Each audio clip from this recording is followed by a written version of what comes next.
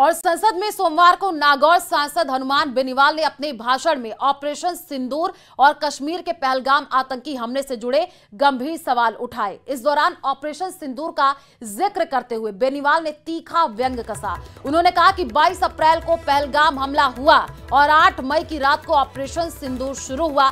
2 दिन तक चले इस ऑपरेशन के बाद सरकार ने दावा किया कि पाकिस्तान घुटनों पर आ गया। मीडिया ने कहा कि कराची पहुंच गए, लाहौर पर कब्जा कर लिया और इस्लामाबाद पर झंडा फहराने वाले हैं।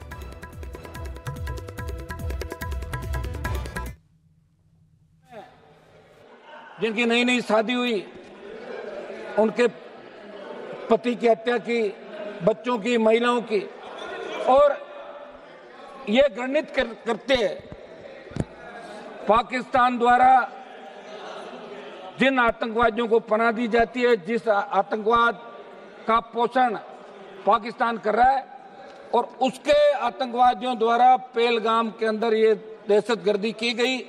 दुर्भाग्य से हमारे सिस्टम के अंदर भी कोई चूक रही होगी सभापति महोदय कि अंतर्राष्ट्रीय सीमा पे पहलगाम नहीं है, लेकिन वहां तक ये आतंकी कैसे पहुंचे? क्या अपना खुफिया तंत्र इतना कमजोर हो गया? और वहां इतनी संख्या में अगर पहलगाम के अंदर पर्यटक आते हैं तो सुरक्षा के क्या इंतजाम आपके थे?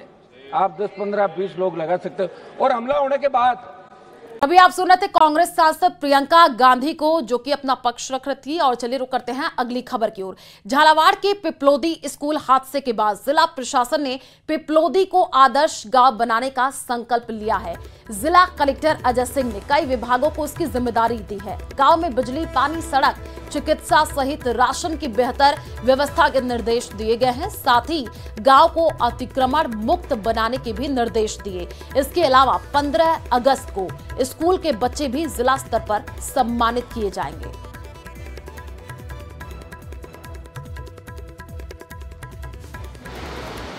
कैजुअल्टी हुई, उसके अलावा 21 बच्चे, 22 बच्चे अन्य हॉस्पिटल्स में भी एडमिट कराए गए। उनमें से करीब सारे बच्चों को छुट्टी दी जा चुकी है। 11 बच्चे में से 10 बच्चे अभी हमारे यहाँ पे मेडिकल कॉलेज झालावाड़ में भर्ती हैं। एक बच्चे को हमने, चूँकि उसके हार्ट संबंधी कोई दिक्कत थी, उसको हमने सुधा हॉस्पिटल कोटा में भर्ती करवाया है। डॉक्टरों से प्राप्त रिपोर्ट के अनुसार सभी पेशेंट स्टेबल हैं। सभी पेशेंट जितने भी बच्चे हैं उनकी स्थिति ठीक है। उनके घर वालों के रुकने का, खाने की व्यवस्था भी प्रशासन द्वारा करवाई गई है। इसके अलावा आइंदा से ऐसे हादसे नहीं हों, इनके लिए जिला प्रशासन के द्वारा पूर्व में भी सूचनाएं, निर्देश जारी किए गए थे। अब उन निर्देशों की कठोरता से पालना करवाई जा रही है। शुभम द्विवेदी एक कानपुर के नौजवान और उनके पूरे परिवार ने तय किया कि वो कश्मीर जाएंगे। शुभम द्विवेदी की 6 महीने पहले शादी हुई थी। उसकी पत्नी ने कहा कि उनके बीच एक ऐसा रिश्ता था, प्रेम और दोस्ती का ऐसा रिश्ता था कि वो एक दूसरे को बच्चों की तरह हंसाते थे। सोशल मीडिया पर एक वीडियो भी जारी है जिसमें पूरा परिवार एक साथ बैठा हुआ ताश खेल रहा है और ऐसे हंस रहे हैं कि उस वीडियो को देख के किसी का भी दिल टूट जाए कि इस परिवार को इस तरह से उजड़ने क्यों दिया हमने। 22 अप्रैल 2025 को बैसारन वैली में मौसम का मिजाज अच्छा था। जैसे हर रोज लगातार 1000 से 1500 लोग वहां पहुंचते थे, उसी तरह से उस दिन भी तमाम पर्यटक वहां पहुंचे। वहां का रास्ता आसान नहीं है अध्यक्ष महोदय जी, जंगल से जाना पड़ता है, पहाड़ों के बीच जाना पड़ता है, घोड़े से जाना पड़ता है। ये परिवार वहां पहुंचे, मौसम सुहाना था। उनके बच्चे ट्रैम्पोलिन पे खेल रहे थे, कोई जिपलाइन कर रहा था, कोई चाय पी रहा था, तो कोई कश्मीर की सुंदर वादियों की ठंडी हवा का मज़ा ले रहा था। शुभम अपनी पत्नी के साथ एक स्टॉल पे खड़े थे। तभी अचानक 4 आतंकवादी जंगल में से निकलते हैं और शुभम को वहीं अपनी पत्नी के सामने मार डालते हैं। उसके बाद वे वहाँ से पूरे वैली में 1 घंटे के लिए लोगों को चुन चुन कर मारते हैं। किसी के पति को अपनी पत्नी के आंखों के सामने, किसी के पिता को अपने बेटे के सामने, चुन चुन कर 26 लोगों को मार डालते हैं।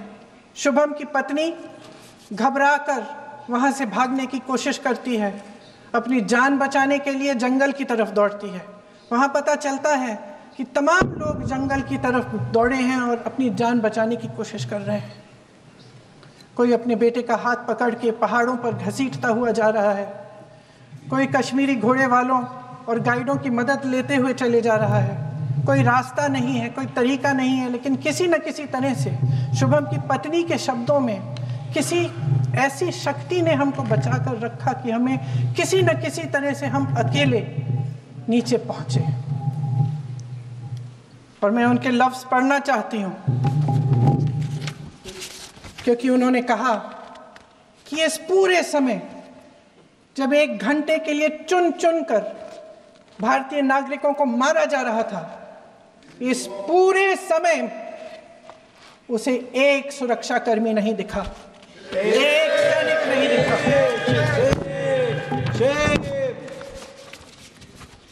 शुभम की पत्नी ने कहा, कोट, मैंने अपनी दुनिया को खत्म होते हुए देखा। अपनी आंखों के सामने एक सिक्योरिटी गार्ड नहीं था। मैं ये कह सकती हूं कि देश ने, सरकार ने हमें वहां पे अनाथ छोड़ दिया था। सिक्योरिटी क्यों नहीं थी वहां पे एक सैनिक क्यों नहीं दिखा? क्या सरकार को मालूम नहीं था कि यहां रोज 1000 से 1500 पर्यटक जाते हैं? क्या सरकार को मालूम नहीं था कि यहाँ के को पहुंचने के लिए जंगल के रास्ते से जाना पड़ता है? अगर कुछ हो जाएगा तो लोग वहां से निकल नहीं पाएंगे। एक चिकित्सा का इंतजाम नहीं था, फर्स्ट एड का इंतजाम नहीं था, कोई इंतजाम नहीं था, ना सुरक्षा का ना फर्स्ट एड का। इन लोगों को भगवान भरोसे छोड़ दिया गया। ये लोग वहां पे इस सरकार के भरोसे गए और इस सरकार ने उन्हें भगवान भरोसे छोड़ दिया।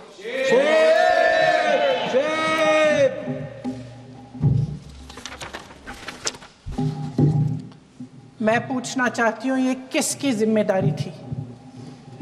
इस देश के नागरिकों की सुरक्षा की जिम्मेदारी किसकी है? क्या इस देश के प्रधानमंत्री की नहीं है? क्या इस देश के गृह मंत्री की नहीं है? क्या इस देश के रक्षा मंत्री की नहीं है? क्या एनएसए की नहीं है? अध्यक्ष महोदय, पहलगाम हमले से सिर्फ 2 हफ्ते पहले हमारे गृह मंत्री महोदय जी कश्मीर गए थे। किस लिए गए थे?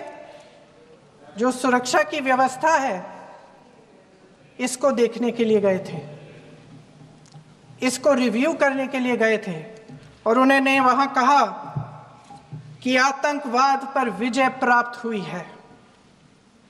ये 2 हफ्ते पहले है।